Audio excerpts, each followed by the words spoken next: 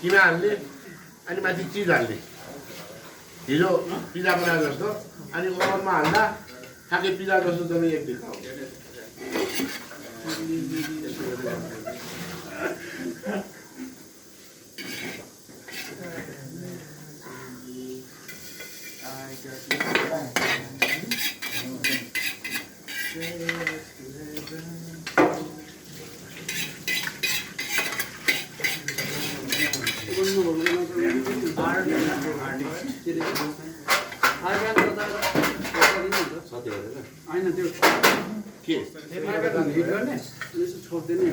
हुन्छ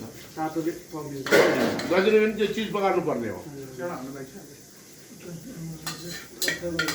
यति भएपछि खाजा